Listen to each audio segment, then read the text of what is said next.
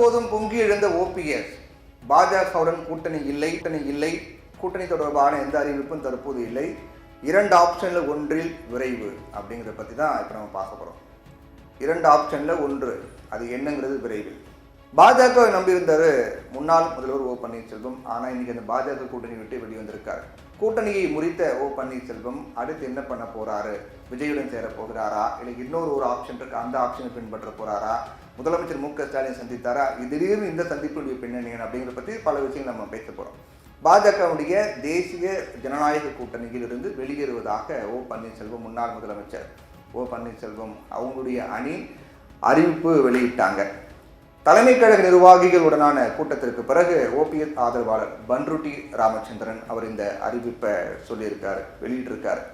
இப்போ எந்த கட்சியுடனும் கூட்டணி கிடையாது, இப்போதைக்கு எந்த கட்சியுடன் கூட்டணி கிடையாது, யாரோட கூட்டணிங்கிறத நாங்கள் விரைவில் அறிவிப்போம் அப்படிங்கிற மாதிரி சொல்லிட்டாங்க.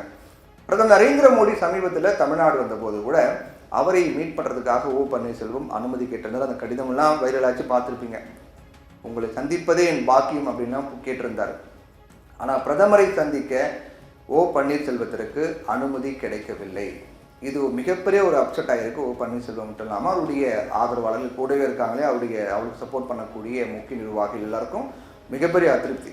இப்போ இதனால் பல வகையான யூகங்கள்லாம் கிளம்பிச்சு. இப்படிப்பட்ட ஒரு நிலையில தான் பாஜகவினுடைய தேசிய ஜனநாயக கூட்டணியில் இருந்து வெளியேறுவதாக ஓ பன்னீர்செல்வம் அவங்களுடைய டீம் அறிவிச்சிருக்காங்க.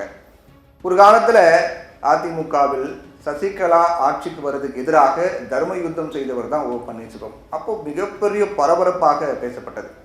அப்போலிருந்து ஓ பன்னீர்செல்வம் பாரதிய ஜனதா கட்சியுடன் நெருக்கமாக இருந்துட்டு வராரு அப்படின்லாம் சொல்லப்பட்டு வந்தது.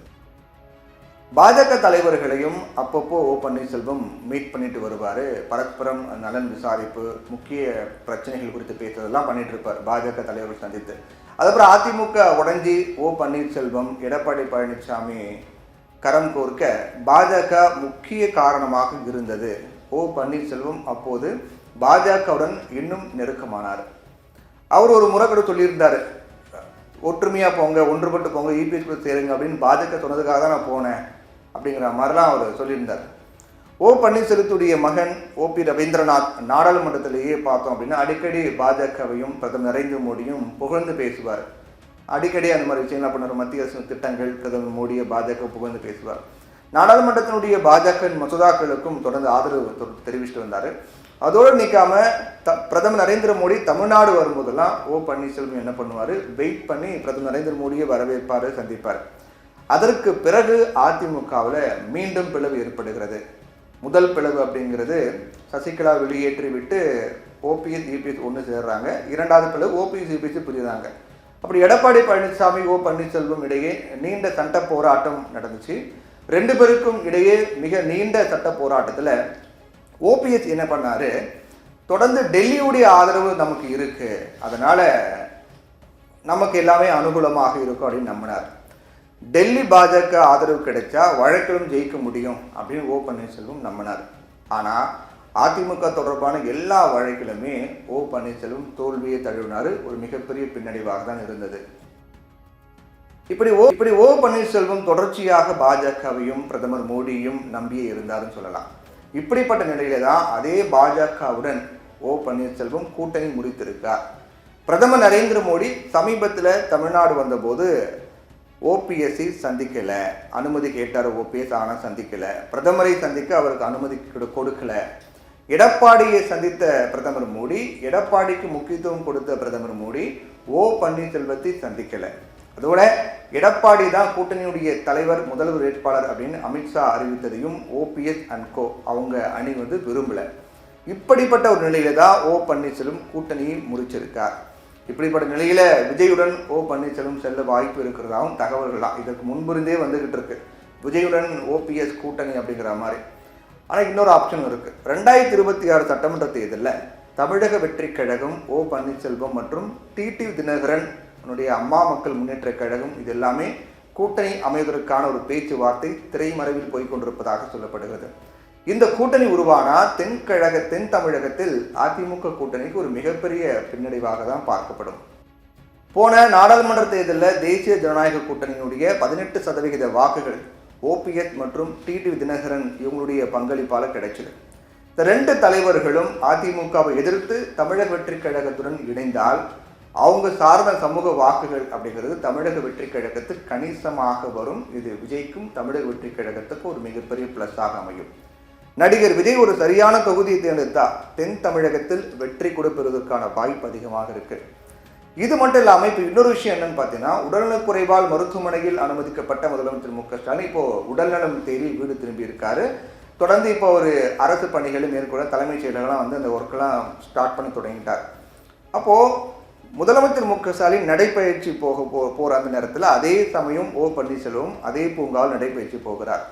அப்போது நடைப்பயிற்சி போகும்போது ஒரே நேரத்தில் பூங்காவில் இருந்தபோது ஓபிஎஸ் முதலமைச்சர் மு க ஸ்டாலின் சந்திக்கிறாங்க. முதலமைச்சர் மு க ஸ்டாலின் வழக்கமாக உடற்பயிற்சிக்காக காலை அடையாறு பூங்காவுக்கு போனார். அப்போது முன்னாள் முதலமைச்சர் ஓ பன்னீர்செல்வமும் அங்கு போனார். அப்போ நடைப்பயிற்சி மேற்கொண்டிருந்த போது முதலமைச்சர் மு க ஸ்டாலினை ஓ பன்னீர்செல்வம் சந்தித்து கொண்ட ஃபோட்டோக்கள்லாம் வெளியாச்சு. அந்த ஃபோட்டோக்கள் வெளியாக அது பல யூகங்களை கேள்விகளும் எழுப்பியிருக்கிறது. இந்த சந்திப்பின் போது 2 தலைவர்களுமே ஒருவரை ஒருவர் நலம் விசாரித்து கொண்டாங்க அப்படின்னு சொல்லப்படுது. இந்த நிகழ்வு சிஎம் ஸ்டாலின் ஓபிஎஸ் மீட் பண்ண நிகழ்வு அப்படிங்கிறது அரசியல் வட்டாரங்களில் பல்வேறு விதமான கருத்துக்கள் உருவாக்கியிருக்கு. ஒருவேளை திமுக கூட்டணி ஓபிஎஸ் போவாரா? ஏன்னா அரசியல் எதுவுமே சொல்ல முடியாது. அதிமுக தான் ஓபிஎஸ் அப்படின்னு இருந்தாலும் கூட அரசியல் எதுவுமே சொல்ல முடியாது. என்ன வேணால் நடக்கலாம், எப்படி வேணால் மாறலாம், காட்சிகள் எப்படி வேணாலும் மாறலாம். அந்த அடிப்படையில் பார்க்கும்போது ஒருவேளை திமுக கூட்டணிக்கு போவாரா அப்படிங்கிற மாதிரி சில கருத்துக்கள்லாம் சொல்லப்படுது. ஆனால் அதற்கான வாய்ப்பு மிக மிக குறைவு தான். முதலமைச்சர் மு க ஸ்டாலின் நடைபயிற்சி வழக்கமாக போகக்கூடிய இடங்களில் இருந்தாலும் கூட இப்போ நடைபெற்ற சந்திப்பு அப்படிங்கிறது பல ஆப்ஷன்கள் எனக்கு இருக்குது, நான் என்ன வேணாலும் பண்ணுவேங்கிறத மறைமுகமாக ஓபிஎஸ் உணர்த்துகிறாரா அப்படிங்கிற கேள்வி இருக்குது. அது ஒரு பக்கம் இருக்கட்டும். இப்போ 2 ஆப்ஷன் இருக்குது. ஏற்கனவே ஓபிஎஸ் விஜயோட கூட்டணி அமைப்பார். தாவேக்காவுடன் கூட்டணி சேர்ந்தாருன்னா விஜய்க்கு ஒரு பெரிய பலம். ஏன்னா தமிழக முதலமைச்சராக இருந்தவர் ஓ பன்னீர்செல்வம். அதிமுகவின் தொண்டர்களுடைய சப்போர்ட் இன்னமும் கொஞ்சம் ஓ பன்னீர்செல்வத்துக்கு இருக்கிறது. அவர் சார்ந்த சமூக வாக்குகள் அவருக்கு இருக்கிறது. தென் மாவட்டங்கள் ஒரு கணிசமான ஓட் பேங்க் ஓபிஎஸ் வச்சிருக்காரு. இது போக தமிழக வெற்றி கழகம் எம்ஜிஆருடைய புகைப்படங்கள், ஜெயலலிதாவுடைய புகைப்படங்கள் இது எல்லாமே பயன்படுத்துவாங்க. இது பயன்படுத்தும் போது அதிமுகவுடைய ஓட்டுக்கள்லாம் அப்படியே தமிழக வெற்றி கழகம் ஓபிஎஸ்-உடன் கூட்டணி அமைந்த தமிழக வெற்றி கழகத்துக்கு அந்த பக்கம் பார்வை திரும்புவதற்கான வாய்ப்பு அதிகமாக இருக்குது. கூட்டு கழிச்சு பார்த்தா இது எல்லாமே விஜய்க்கும் தமிழக வெற்றி கழகம் ஒரு பெரிய பிளஸ் தான். இதனால் அதிமுகவுக்கு ஒரு பெரிய மைனஸ். அப்போது அதிமுகவுக்கு, அதாவது அதிமுகனா எடப்பாடி பழனிசாமிக்கு ஒரு பெரிய மைனஸ். எடப்பாடி பழனிசாமிக்கு ஒரு பெரிய மைனஸ் ஏற்படுத்தணும் அப்படிங்கிறதுக்காக ஓ பன்னீர்செல்வம் விஜயுடன் கூட்டணி அமைப்பதற்கான வாய்ப்பு அதிகமாக இருக்குது அப்படின்னு சொல்லப்பட்டது. இன்னொரு ஆப்ஷன் என்னன்னா தனித்து போட்டிடுறது தான். இப்போதைக்கு கூட்டணி வேண்டாம், இப்போ விஜயுடன் சேர்ந்தார் அப்படின்னா முதலமைச்சர் விஜய் அப்படிங்கிறது முதலமைச்சர் வேட்பாளர் விஜய் அப்படின்னு வரும்போது முதலமைச்சர் விஜய் முதலமைச்சராக நாமே வேலை பார்க்கணும். நாமே தமிழ்நாட்டு முதலமைச்சராக இருந்தாங்க. ஜெயலலிதா இருக்கும்போது தமிழ்நாட்டு முதலமைச்சராக ஓ பன்னீர்செல்வம் இருந்தார் அப்படின்னா அப்போ விஜயுடைய பெரிய ஒரு தலைவர், விஜய் ஒப்பிட்டு பார்க்கும்போது ஓ பன்னீர்செல்வம் பெரிய தலைவர், ஒரு சீனியர் லீடர், ஒரு மிகப்பெரிய கட்சியினுடைய ஒருங்கிணைப்பாளராக இருந்தவர், முதலமைச்சராக இருந்தவர். அப்படிப்பட்ட ஒரு நபர் ஒரு புதிய நபருக்கு முதலமைச்சராகிறதுக்கு ஏன் உழைக்கணும் அப்படிங்கிற ஒரு கேள்வி வரும். அப்போது இன்னொரு 2வது ஆப்ஷன் என்ன அப்படின்னு பார்த்தோம்னா, யாருடன் கூட்டணி வேண்டாம், நாம் தனித்து போட்டிடுவோம், நமக்கான அந்த ஓட் பேங்க் என்னங்கிறத நம்ம அந்த பலத்தை வெளிப்படுத்துவோம், அதை காட்டுவோம் அப்படிங்கிறது முடிவெடுக்கலாம். ஒன்று விஜயுடன் சேரலாம், அப்படி இல்லாட்டி தனித்து போட்டிடலாம். அப்போ விஜயுடன் சேரும் போது டிமாண்ட் வைக்கலாம், கணிசமான தொகுதிகள் கொடுக்க வேண்டும், ஆட்சியில் பங்கு அப்படிங்கிற மாதிரி டிமாண்ட் வைக்கலாம். அதுக்கெல்லாம் உடன்பட்டு அந்த கூட்டணி உருவாகதான் தனித்து நிற்க போகிறோம் அப்படிங்கிறத பொறுத்து தான் பார்க்கணும்.